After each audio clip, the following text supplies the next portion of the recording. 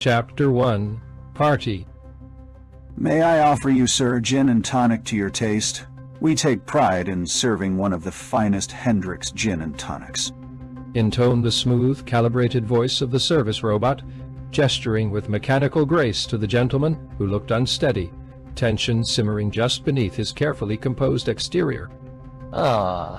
Yes, sure, the gentleman murmured, hesitating before accepting the drink. His gaze flickered, the briefest flash of uncertainty, then he allowed himself a small, polite nod, masking whatever unease had momentarily surfaced.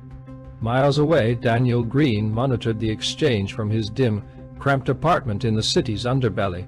Surrounded by cracked walls and flickering neon lights spilling through the window, Daniel's hands maneuvered the VR controls with a familiar, steady rhythm.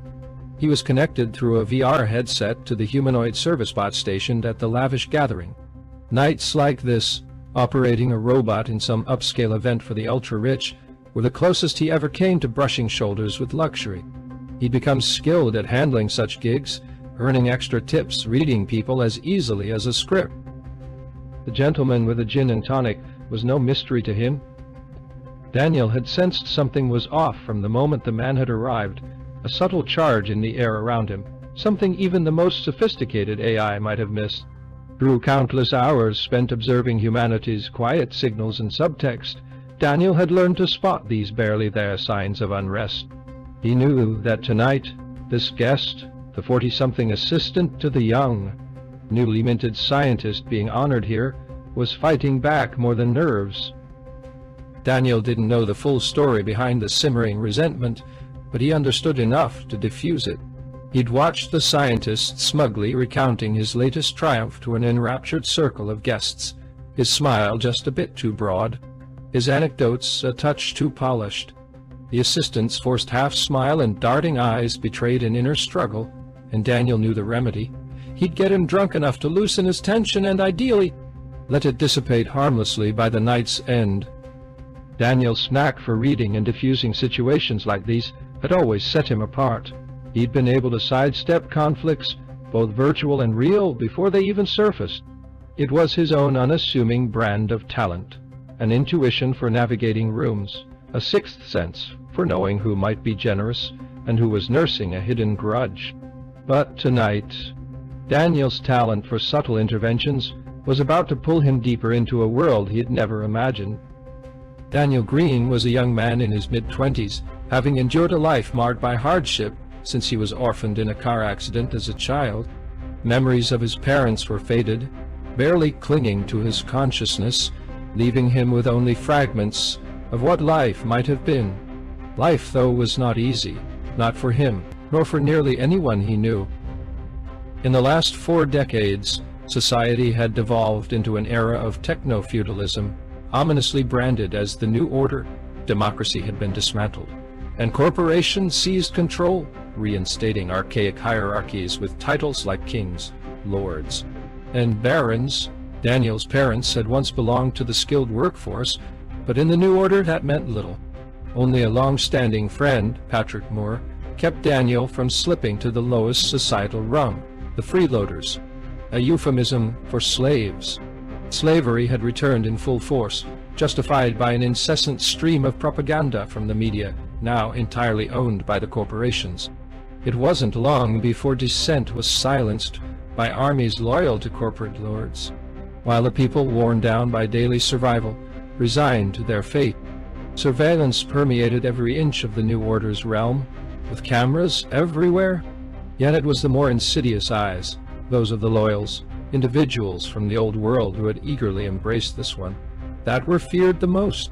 The loyals, loyal only to their corporate masters, were a constant threat, poised to report any behavior that deviated from their lord's rules.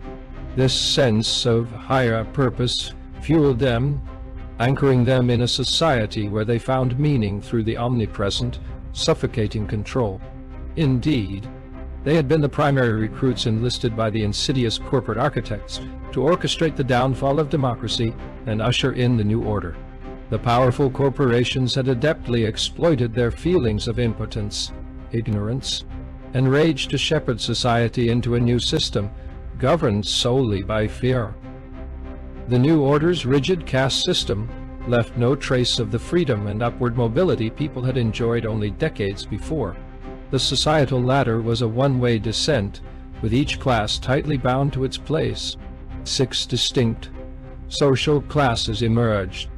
The freeloaders, the lowest of the low, stripped of rights, healthcare, and even a chance at a life past 40. They labored in ceaseless, degrading jobs, essentially enslaved under a rebranded title that once referred to those seen as a drain on corporations' free services. Media had helped ease their reintroduction, painting them as leeches who should feel grateful for the corporation's mercy. The minions, skilled laborers in trades like waiting tables, plumbing, and construction. Most worked remotely, operating drones via VR headsets with no real connection to the world beyond their VR headset. This layer made up the bulk of the workforce, locked into a life of repetitive tasks and unending servitude. The loyals, the backbone of the new order's control. Much like the Inquisition of old, they acted as enforcers, sniffing out dissent, reporting anyone who didn't fit. The majority held managerial positions that afforded ample opportunity to observe and scrutinize their subordinates' activities. They lived alongside the minions and freeloaders, but enjoyed more comfort, fueled by a sense of righteous duty to preserve the order. They found purpose in their role, feeling vindicated by a system that valued their devotion. The professionals, the elite workers, scientists, engineers, doctors, and media personnel. Sharing spaces close to the new nobility, they were permitted knowledge, though only under heavy conditioning. Any sign of moral empathy for the lower classes was quietly and swiftly silenced, ensuring they remained loyal tools rather than threats. The new nobility, the true rulers, corporate overlords, and public icons who knew no bounds to their wealth or pleasure. Writers had no place here. Knowledge was strictly rationed. Most freeloaders and loyals were illiterate, while the minions learned only the minimal technical skills needed for their roles. The king. At the very top, a figurehead king was maintained as a symbolic ruler, a savior of sorts for the loyals to idolize. While he issued commands and played his part, his role was hollow. He remained utterly indifferent to the suffering of others, concerned solely with his own gratification. He frittered away most of his time on the golf course, or indulging in the carnal pleasures offered by his concubines, while simultaneously fanning the flames of fear and hatred among the various social castes. One other group existed, though few dared to speak of them, the lost souls. These were outcasts, rebels who had escaped the New Order's grip and lived outside the system. Officially classified as terrorists, they faced a shoot-to-kill policy enforced by relentless surveillance. Living as a lost soul was a death sentence, but for some, even that was preferable to submission. In this fractured, mechanized society, people like Daniel found solace only in survival. Freedom and hope were stories of the past, recalled only by the oldest among them, as memories became just another luxury that the New Order couldn't allow. Daniel belonged to the Minions class, a group consigned to serve without much freedom, relegated to labor that kept the New Order's machinery running. Yet, by a quiet stroke of fate, he had a tenuous lifeline that set him apart. Patrick Moore, a family friend and quiet benefactor, had managed to fund Daniel's basic education in secret while he was still in the orphanage. It was all Patrick could do without drawing dangerous attention. So, the New Order forbade any direct contact between the professional class and those beneath them, except under strict surveillance. Risking exposure to the loyals, ever watchful for disloyalty or even a hint of subversion, was out of the question. Patrick knew his limits. He couldn't directly keep Daniel fed, shield him from hardship, or risk revealing himself as Daniel's supporter. To do so openly would put them both in jeopardy.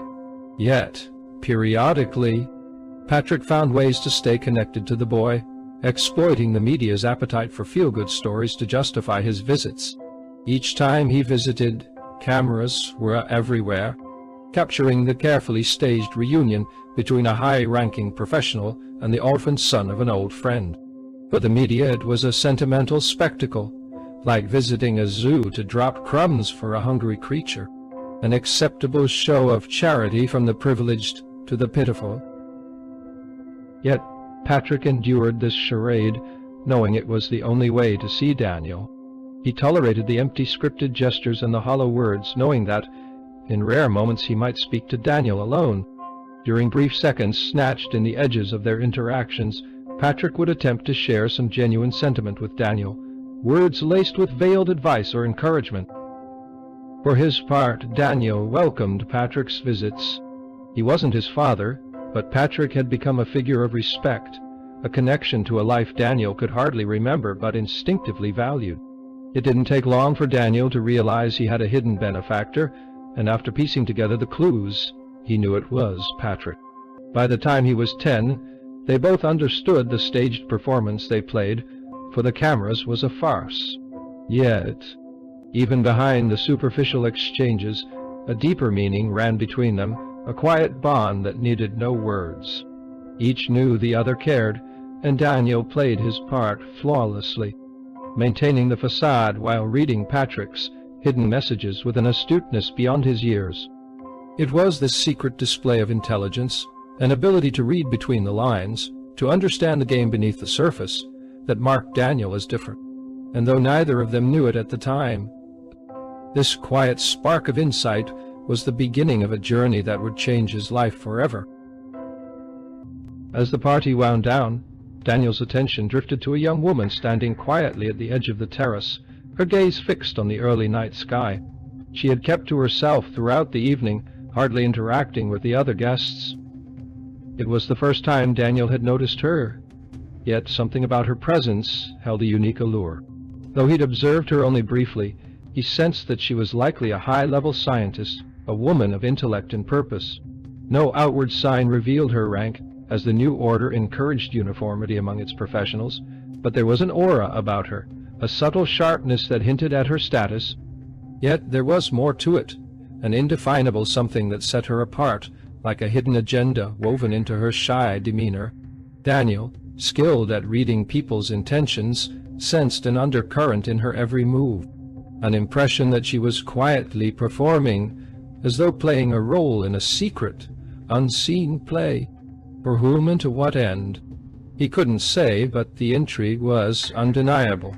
His instincts warned him to keep his distance, yet he found himself drawn closer, curious about the mystery that enveloped her. His shift had officially ended minutes ago, and he was free to log out, to pull himself from the tether of his remote-controlled life. But something in him resisted, anchored to the intrigue she radiated.